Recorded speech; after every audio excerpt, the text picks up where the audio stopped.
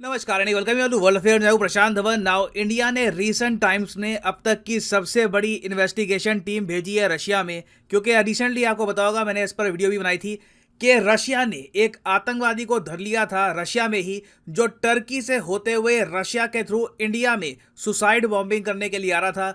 Russia की security forces ने उसको पकड़ लिया और इंडिया को इन्फॉर्म किया कि देखिए ये आदमी यहाँ पे अटैक करने वाला था, वी स्टॉप्ड हिम। तो अब ऑब्वियसली हम लोग जानना चाहेंगे कि ये सब कैसे हो गया, how did this all begin. तो इसके लिए इंडिया की तरफ से raw, IB, national investigation agency, NIA, सबकी टीम, एक कंप्लीट टीम जा रही है, आप कह सकते हैं इंडियन टीम आप कह लीजिए, ऑफ इन्वेस्टिगेशन जा रही है टू रशिया, ये जांच पड़ताल करने के लिए कि ये टेरर लिंक कहां से जुड़ा हुआ है, टर्की का यहां पर क्या रोल था, बाकी देशों का यहां पर क्या रोल था, ताकि फ्यूचर में ऐसे टेररिस्ट अटैक्स हम खुद भी अपने दम पर भी रोक पाए।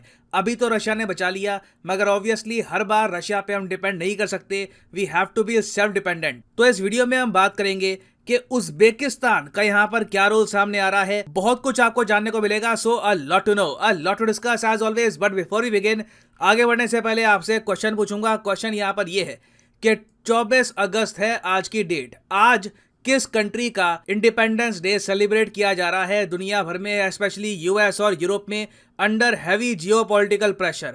ये हैं यहाँ पे आपकी options: Syria, Ukraine, north Korea या फिर बेलारूस। कमेंट सेक्शन में सब लोग करो आंसर। जो लोग सही आंसर करेंगे उनकी कमेंट को मैं हाथ देने की कोशिश करूंगा, ताकि बाकी लोग भी समझ पाए कि सही आंसर क्या है। ओके, तो सबसे पहले यहाँ पे आप पूछोगे उज़्बेकिस्तान का क्या कनेक्शन है। यहाँ पे देखिए, मैंने आपको लास्ट वीडियो में ये बताया था कि अभी तक हमको ये पता था कि सेंट्रल एशिया से एक युवक था, वो बिल्कुल भटक गया, आतंकवाद की राह पे चल पड़ा। मगर अब हमको ये बताया कि ये युवक था उज़्बेकिस्तान का। उज़्बेकिस्तान से ये आतंकवादी ये गया टर्की में, और टर्की से रशिया के थ्रू ये अटैक करना चाहता था इंडिया को। अब उज़्बेकिस्तान की अगर हम बात करें तो एक हिस्टोरिकल कनेक्शन भी रहा इंडिया का उज़्बेकिस्तान के साथ। बड़े अनफॉर्चुनेट इवेंट हुए इंडिया की हिस्ट्री में फ्रॉम उज़्बेकिस्तान। अब फॉर एग्जाम्पल मैं आपको बताऊं, इंडिया पर जब इन्वेजन हुई थी बाबर की, तो ये भी उज़्बेकिस्तान से हुई थी। बाबर उज़्बेकिस्तान का था, ये मैं इससे पहले आपको हिस्ट्री की जो वीडियोस है उसमें बता चुका हूं। उसके अलावा आपको पता होगा 1965 इंडिया पाकिस्तान वॉर का जब पीस पैक्ट साइन करना था, तब हमारे उस वक्त के प्रधानमंत्री लाल बहादुर शास्त्री जी गए थे ताशकंद में, और वहीं पर इनकी मिस्टीरियस तरीके से डेथ भी हो गई थी। और इंटरेस्टिंग बात देखिए, आज भी एससीओ का, शंघाई कॉरपोरेशन ऑर्गेनाइजेशन का जो डिफेंस मिनिस्टर समिट है, ये होस्ट कर रहा है उज़्बेकिस्तान। हमारे डिफेंस मिनिस्टर राजनाथ सिंह इस वक्त उज़्बेकिस्तान में ही है। अब यहाँ पर आप कहोगे अच्छा वेट, तो कोइंसिडेंस देखिए कि 22 तारीख को रशिया ने यह बताया कि उज़्बेकिस्तान का नेशनल है, ये इंडिया पे अटैक करने वाला था, और अब 24 तारीख को हमारे डिफेंस मिनिस्टर भी उज़्बेकिस्तान में हैं। तो बात करी होगी, जी हाँ बिल्कुल बात करी है। राजनाथ सिंह जी ने बात करनी स्टार्ट कर दी है विद द उज़्बेक गवर्नमेंट, और मेरे हिसाब से एक proper anti terrorism mechanism Uzbekistan और इंडिया बनाएंगे। आज के समय आप अगर देखो तो at least government to government level India और उज़्बेकिस्तान के रिलेशंस काफ़ी स्ट्रांग है। गवर्नमेंट्स एक दूसरे की जो इंपॉर्टेंस है समझती है, और मेरे हिसाब से उज़्बेकिस्तान की सरकार एक्शन लेगी ताकि फ्यूचर में इनका कोई नागरिक इंडिया पे अटैक करने के लिए ना निकल पड़े। अब यहाँ पर आप कहोगे चलो ठीक है, ये समझ में आ गया कि पहली बार उज़्बेकिस्तान से एक आतंकवादी इंडिया को अटैक करने के लिए आ रहा था। नहीं तो वैसे आप अगर देखें तो जब हम बात करते हैं टेररिज्म की इन इंडिया, तो यूजुअली हम देखते हैं कि चलो पाकिस्तान से कोई आतंकवादी आ जाएगा, कोई रेयर केस हो गया तो अफगानिस्तान या फिर बांग्लादेश से। उज़्बेकिस्तान से हम पहली बार सुन रहे हैं, तो ऐसा हुआ क्या, अचानक से इसके मन में इंडिया के प्रति इतनी हेट्रेड कैसे आ गई? देखिए, इसका रीज़न है प्रॉफेट मोहम्मद स्टेटमेंट। रिसेंटली आपको पता होगा मीडिया में स्टेटमेंट को काफ़ी डिस्कस किया गया था।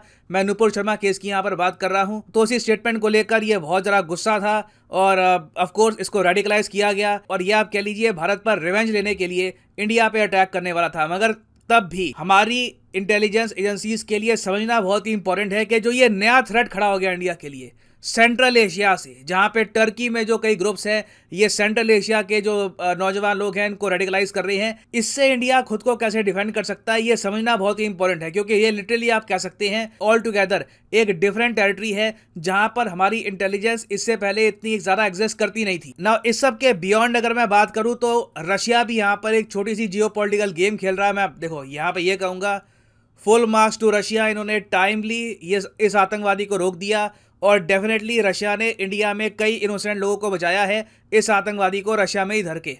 मगर रशिया ने भी जो ये अनाउंसमेंट करी है ना कि हमने यहाँ पे ये उज्बेकिस्तान के नागरिक को धर लिया, इंडिया पे अटैक करने वाला था, ये जो टाइमिंग है रशिया की, ये काफ़ी इंटरेस्टिंग है। मैं आपको बताऊं, अगर अजीत डोभाल साहब 17 अगस्त को गए थे रशिया, आपको याद होगा मैंने इस पर वीडियो भी बनाई थी, करीब 1 मिलियन के आसपास लोगों ने इसको देख लिया है। यहाँ पे मैंने आपको बताया था कि अजीत डोभाल साहब सीधा गए रशिया, और रशिया में इन्होंने ये कहा कि हम भी चिंतित हैं कि आपके रिलेशंस चाइना के साथ बहुत ज़्यादा बढ़ गए हैं। इंडिया ने डायरेक्टली ये बात करी थी रशिया के सामने। उसके कुछ ही दिनों बाद हम देखते हैं कि यूएसए की जो डायरेक्टरेट जनरल ऑफ इंटेलिजेंस हैं एवरेल हेन्स, ये भारत में आई। ये बहुत ज़्यादा हाई रैंकिंग ऑफिशियल है जो यूएसए में जो भी इनकी इंटेलिजेंस एजेंसीज हैं उनको संभालती हैं। तो जैसे ही ये भारत में आई, उसी टाइम रशिया की जो इंटेलिजेंस एजेंसी है एफएसबी, इसने डिक्लेयर कर दिया कि हमने भारत में एक अटैक होने से रोक दिया है। और अचानक से क्या हुआ, यूएस ऑफिशियल की जो ये विजिट थी इंडिया में, इसके बारे में लोग भूल गए, मीडिया ने इसके बारे में मेंशन करना बंद कर दिया। सारा फोकस चला गया यहाँ पर रशिया पे कि कैसे रशिया ने इंडिया को बचाया है। तो मैं डेफिनेटली कहूँगा रशिया ने डेट चूज करी है यहाँ पर। इन्होंने आराम से 22 तारीख को, जैसे यूएसए की जो डायरेक्टर जनरल ऑफ इंटेलिजेंस है ये भारत में आई, उसी टाइम ये अनाउंसमेंट करी कि we have saved India. Now अब यहाँ पर आप पूछोगे, अच्छा ठीक है ये रशिया ने अपनी तरफ से कर दिया, मगर इंडिया अब क्या कर सकता है? देखिए, ऑब्वियसली हमारी इंटेलिजेंस एजेंसीज जब इतनी बड़ी संख्या में जा रही है रशिया में, तो बहुत सी डेवलपमेंट्स होगी। एक नेटवर्क हम सेटअप करेंगे, ये भी कोशिश करेंगे जानने की कि टर्की से क्या कनेक्शन है, कैसे टर्की के ग्रुप्स एंटी इंडिया प्रोपेगेंडा फैला रहे हैं। और मेरे हिसाब से अब टाइम आ चुका है कि सिंस टर्की आज के समय इतने सारे एंटी इंडिया स्टेप्स उठा रहा है, तो कहीं ना कहीं हम एक इकोनॉमिक झटका भी दे टर्की को। मैं वैसे आपको ये बता दूं, रिसेंटली डेटा सामने आया है, जून महीने में ना अब कोविड रिस्ट्रिक्शंस हट रही है, record number of Indians Turkey में गए हैं छुट्टियां मनाने के लिए। टोटल जो फुटफॉल है ये 27,300 के भी पार चला गया। इंडियंस का जो इंटरेस्ट है टर्की में एज ए टूरिस्ट डेस्टिनेशन, ये लगातार बढ़ता जा रहा है, और टर्की ऑफ कोर्स इसको प्रमोट भी करेगा इन द नियर फ्यूचर। और तरीके से भी आप अगर देखो तो टर्की बहुत ही इंटरेस्टेड है इंडियन इकोनॉमी में। तो कहीं ना कहीं अगर मान लीजिए यही ट्रेंड अगर चलता रहता है, टर्की कश्मीर के इशू को लेकर एंटी इंडिया बातें करता है, रशिया जो यहाँ पर कह रहा है कि टर्की में ही जो ये ग्रुप्स हैं, टर्की में ही जो ये नौजवान हैं, इनको रेडिकलाइज किया गया है, अगर ये ट्रेंड चलता रहता है तो कहीं ना कहीं इंडिया को इकोनॉमिकली भी टर्की को हिट करना होगा to safeguard our interest. But for the time being बहुत ही इंपॉर्टेंट है कि हम ये इंश्योर करें कि जो भी anti India propaganda central Asia में फैलाया जा रहा है, सेंट्रल एशिया वैसे मैं आपको बता दूं बहुत ही न्यूट्रल है। एक्चुअली इंडिया के पर्सपेक्टिव में आप अगर देखो तो इंडिया की इमेज यहाँ पर काफी अच्छी आपको मिलेगी। तो एंटी इंडिया प्रोपेगेंडा जो पाकिस्तान टर्की के ग्रुप्स यहाँ पे फैलाएंगे ताकि यहाँ पे लोग रेडिकलाइज हो, इसको काउंटर करने के लिए भी इंडिया को यहाँ पे काम करना होगा। वी मस्ट एंश्योर के सेंट्रल एशिया में ये बात पहुंचे कि इंडिया एक सेकुलर प्लूरिस्टिक कंट्री है and we are not against any religion. ना वापस आते हैं अपने क्वेश्चन की तरफ के 24 अगस्त 2022 को कौन सा देश सेलिब्रेट कर रहा है अपना independence day under heavy geopolitical pressure? तो सही उत्तर यहाँ पे है option B, the country of Ukraine. और यहाँ पे आप देख पाओगे article, world leaders back Ukraine's brave fight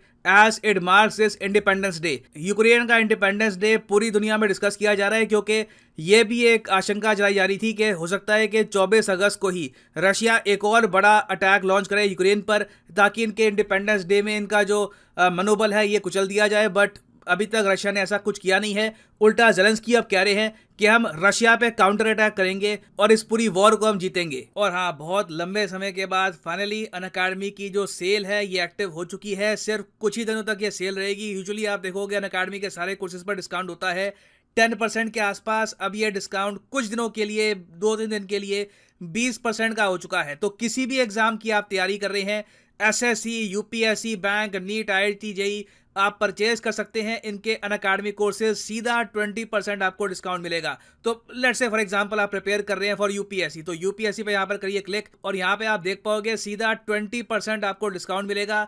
26 तारीख को ये सेल बिल्कुल खत्म हो जाएगी। 26 तारीख मध्य रात्रि को ये सेल खत्म हो जाएगी। तो आपको सिंपली करना है यहाँ पर क्या है, जो ये प्राइसेस आपको दिख रहे हैं, फॉर एग्जांपल जो 36 महीने का कोर्स है, अगर आपको ये परचेज करना है, अगर आपके पास अभी टाइम है 2-3 साल का, आराम से आप चाहते हैं कि 2024-25 में एक प्रॉपर अटेम्प्ट देना यूपीएससी का, तो आप 36 महीने का कोर्स कर सकते हैं परचेज। मगर पर मंथ जो यहाँ पर लिखा है प्राइस, ये पे करने की आवश्यकता बिल्कुल नहीं है। सिंपली यहाँ पर कोड यूज़ करिए PD10 और प्राइसेस अपने आप गिरना स्टार्ट हो जाएंगे। The prices will start following, so use the code PD10 and save your hard earned money. So इसी नोट के साथ ये है वीडियो का अंत। Thank you for listening and as always God bless you all.